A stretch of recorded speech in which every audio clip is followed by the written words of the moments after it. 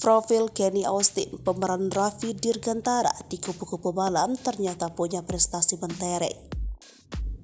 Aktor tampan Kenny Austin sukses perankan sosok Raffi Dirgantara dalam serial terbaru yang berjudul Kupu-Kupu Malam. Kesuksesan Kenny Austin ditandai dengan banyaknya warganet yang membicarakan aktor 30 tahun tersebut. Sosok Raffi merupakan seorang pengusaha muda kaya raya berhasil curi perhatian khususnya para kaum hawa. Lantas, seperti apa sosok Kenny Austin ini? Berikut profil lengkapnya. Profil Kenny Austin. Kenny Austin adalah aktor dan model kebangsaan Indonesia. Nama lengkapnya adalah Kenny Austin Setianto.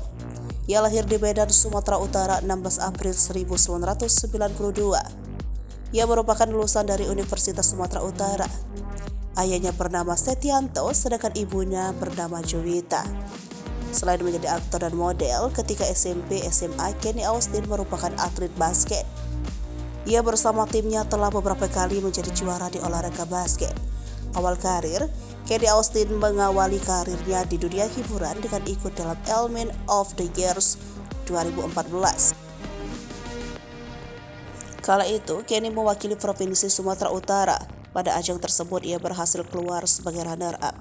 Setelah itu, ia didapuk untuk mewakili Indonesia pada ajang Mr. International 2015. Dalam kompetisi itu, ia menempati posisi 10 besar dan juga penghargaan khusus 3 besar, Best National Costume, Mr. Plaza, The North, and Mr. Fartek. Karir akting, Kenny mulai terjun ke dunia akting pada 2016.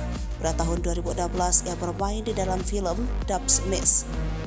Setahun kemudian, ia dipercaya membintangi film pendek Kinetic dan berperan sebagai Kevin. Selain film, Kenny juga bermain di web series, sinetron, dan juga FTV. Akting Kenny pada web series Kupu Malam menarik perhatian pecinta series. Series yang tayang di web TV pada 2022 tersebut berhasil membuat namanya menjadi begitu populer. Bahkan, tak jarang orang memanggilnya sebagai Raffi yang menjadi karakter dalam series tersebut. Di dalam series tersebut, ia beradu akting dengan Mr. Zudin.